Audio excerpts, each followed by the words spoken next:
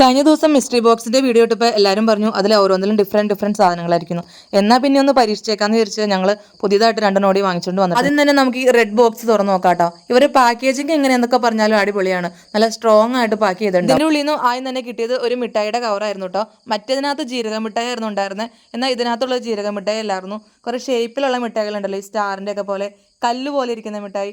ഈ മോഡലുള്ള സ്റ്റാറിന്റെ ലവ് ചിഹ്നത്തിന്റെ ഒക്കെ ഷേപ്പുള്ള. പിന്നെ അടുത്തതായിട്ട് കിട്ടിയത് അതേ ഒരു മോട്ടു പത്ലുവിന്റെ കാർഡായിരുന്നു. അതുപോലെ തന്നെ ഇതിലും ഒരു രാശിക്ക് ഉണ്ടായിരുന്നു. ഗെയിമും ഡിഫറെന്റ് ആയിരുന്നു കേട്ടോ. അതേ ഇതിനകത്ത് ഒരു ലൂഡോ ഗെയിമാണ് കിട്ടിയത്. പാമ്പും കോണിയും ലൂഡോയും കൂടെ മിക്സ് ആയിട്ടുള്ള ഒരു ഗെയിം. മറ്റേ മിസ്റ്ററി ബോക്സിലും ഇതിലും ആകപ്പാടെ രാശിക്ക് മാത്രമാണ് സെയിം ആയിട്ടുണ്ടായിരുന്നുള്ളൂ. നമുക്കിനി അടുത്തത് തുറന്നു നോക്കാം. ഇതിന്റെ ഉള്ളിൽ നിന്നും ആദ്യം തന്നെ കിട്ടിയത് ഒരു മിഠായിയുടെ ബോക്സ് തന്നെയായിരുന്നു. ഇതാ മറ്റേതുപോലെ തന്നെ സ്റ്റാറിന്റെ ഷേപ്പുള്ള സെയിം മിഠായി തന്നെയായിരുന്നു കേട്ടോ. ഇതിൽ കാർഡായിട്ട് കിട്ടിയേക്കണ ഒരു 50 രൂപയാണ്.